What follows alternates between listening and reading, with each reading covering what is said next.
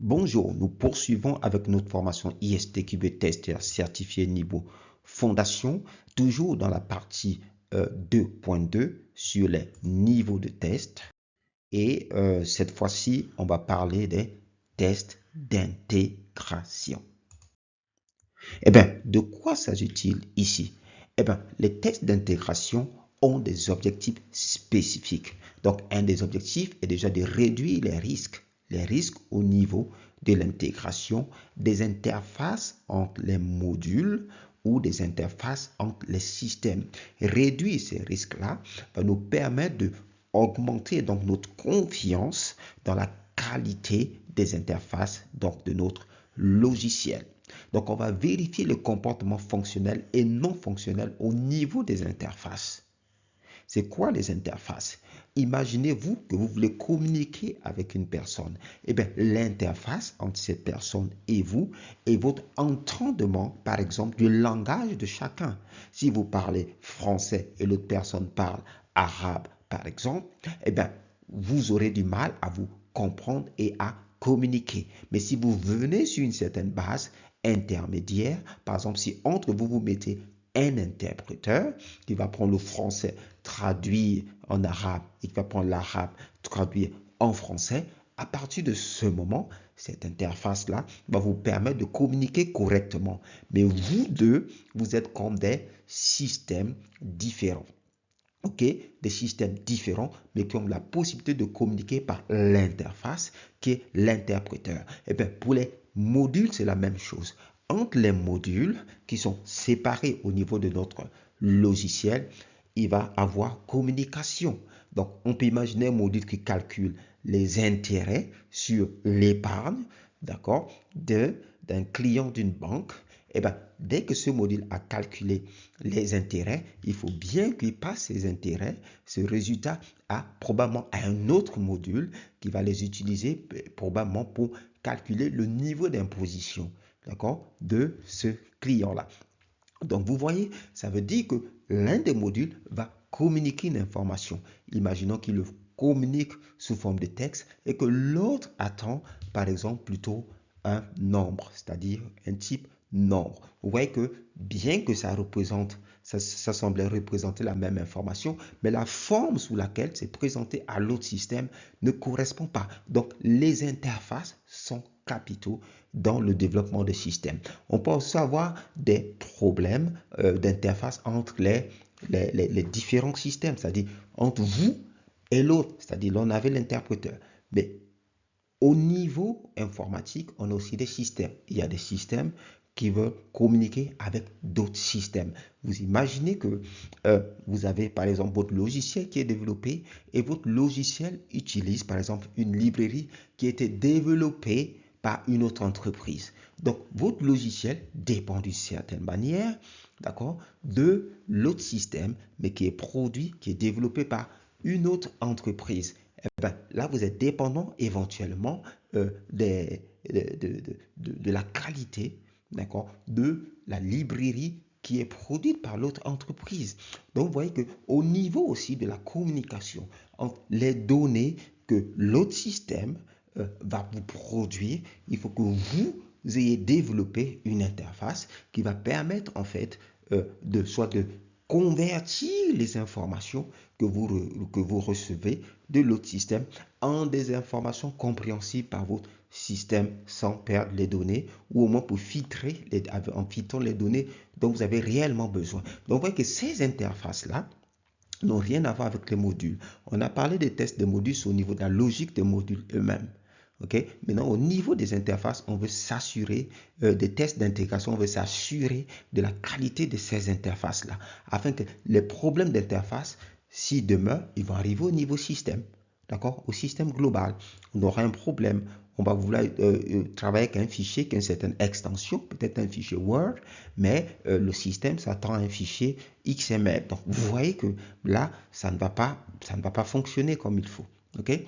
Donc, c'est pour ça qu'il y a une base à partir de laquelle on va dériver en fait les cas de test pour les tests d'intégration. Notamment, il nous faut une idée de la conception du logiciel. d'accord, la conception du système qu'on va tester. Parce que la conception, donc, qui est généralement faite par les architectes, nous montre en fait la structure finalement du logiciel. On sait qu'il y a tel module qui hérite de tel module, il y a tel module qui transfère une information à une autre. Et ça, en tant que testeur, en regardant aussi tout ce qui est les diagrammes de séquences, donc les séquences de communication et d'envoi d'informations et de transformation de l'information, et des spécifications des protocoles, etc.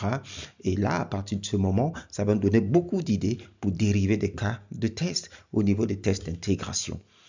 Donc, au niveau de l'intégration, vous regardez les cas d'utilisation, l'architecture des systèmes et même les workflows. Les workflows, c'est quoi? Les workflows, c'est lorsqu'on utilise le logiciel, le but, c'est d'arriver à un but spécifique, peut-être métier. Mais tout cela va traduire en fait au niveau de l'intégration, le passage d'une information à certains points, de telle composante à l'autre, etc. Donc si on a une idée de cela, on sait que dans le workflow, il y a telle action qui devrait pouvoir communiquer ce genre d'information à l'autre. Ça va nous donner beaucoup d'idées, activer notre créativité dans la dérivation donc, des cas de test. Ok. Maintenant, quels sont les objets de test? Quels sont les objets de test lorsque on fait du test d'intégration? Eh bien, on va tester, il y a les bases de données, d'accord, qui sont parfois des systèmes quasiment, des sous-systèmes à part, sur lesquels il faut se connecter, il faut retirer les données, etc. Les bases de données ont une structure et voilà, il faut que nos interfaces correspondent. Vous voyez, il y a l'infrastructure globale dans laquelle notre système fonctionne.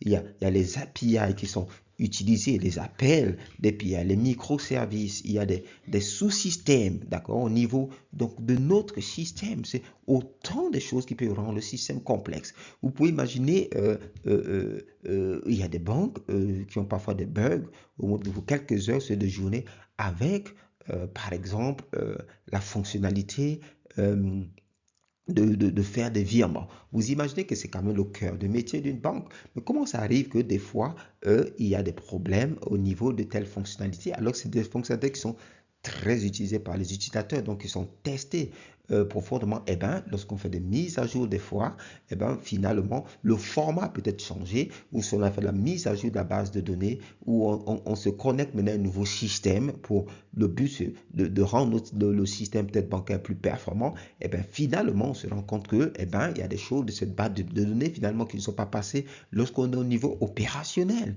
au niveau des environnements, des utilisateurs finaux sur leur téléphone, etc. Il y a quelque chose qui ne marche pas en fin de compte. Donc, vous voyez, on peut se retrouver dans ce genre de cas. Donc, voilà pourquoi tester les interfaces est très, très, très important. Donc, voilà pourquoi le genre d'erreur auquel on peut s'attendre, c'est qu'on a des données incorrectes qui sont, qu'on essaie de passer au travers de certaines interfaces. Il peut y avoir des données manquantes, il y a une mauvaise synchronisation au niveau des données, un mauvais séquencement. Par exemple, il y a au niveau des appels des interfaces, il y a la fréquence de flux qui ne peut pas être gérée par l'autre module.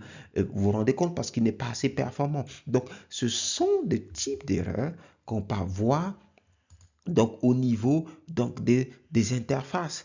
Et aussi, vous savez, lorsqu'on fait l'intégration des systèmes, il y a deux grosses manières de faire l'intégration. On peut faire l'intégration de manière incrémentale, c'est-à-dire au fur et à mesure, on va intégrer un module à l'autre, ensuite l'autre module à l'autre au fur et à mesure, de manière incrémentale, mais aussi, c'est pas recommandé, des intégrations Big Bang, c'est-à-dire on les fait toutes en même temps. Et là, parfois, pour localiser le problème, ça peut être difficile. Et je vous ai aussi parlé des intégrations qui se font au niveau des modules, d'accord? Les modules, mais aussi l'intégration intersystème, voilà, comme je vous ai parlé. Donc, chaque stratégie d'intégration vient avec ses challenges. Mais vous, en tant que testeur, vous formez maintenant, vous allez vous attendre à ce genre de bug. Lorsque vous faites des tests d'intégration, vous ne vous focalisez plus au niveau du module, si le module fonctionne bien ou pas. Ça doit être fait au niveau modulaire. Il peut vous arriver de trouver des bugs dans le module quand même, oui, mais ce n'est pas le but. Vous voyez, ce n'est pas l'objectif des tests d'intégration. Vous devez vous focaliser. Chaque niveau de test a ses objectifs et les mélanger partout, d'accord? Donc, lorsque vous faites des tests d'intégration qui sont même généralement faits par les développeurs et les tests système, ce qu'on va voir après, sont généralement faits par les testeurs. Mais dans les équipes agiles, il peut vous arriver que même vous, en tant que testeur, vous ayez accès au code, vous ayez accès à ceci ou cela.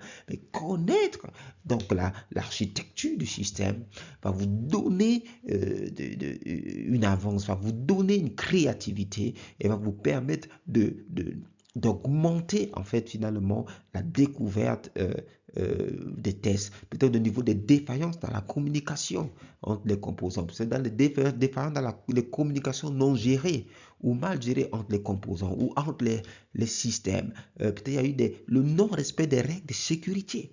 Vous voyez, requises.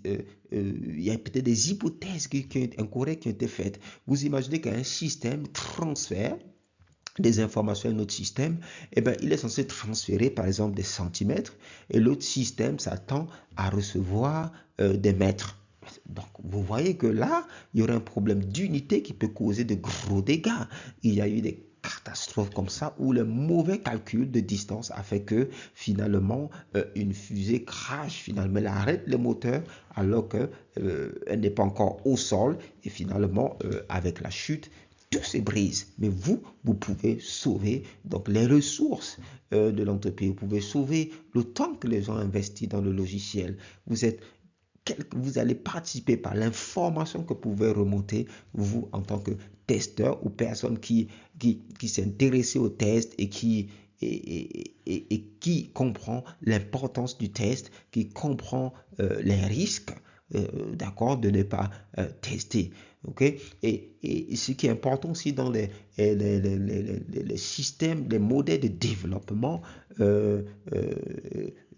logiciels comme les agiles, où on a des incréments, donc des fonctionnalités qui sont rajoutées au fur et à mesure.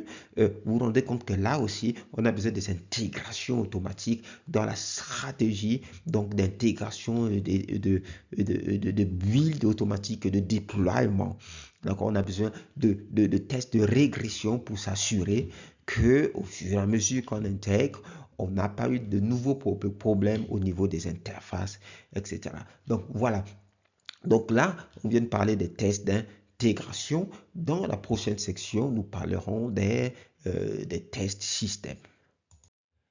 Pour tous vos besoins en formation, en formateur, nous avons des formateurs qu'on peut mettre à votre disposition pour vos formations ISTQB, en test unitaire et dans d'autres outils de test et des langages de programmation aussi, comme Java, Python, etc.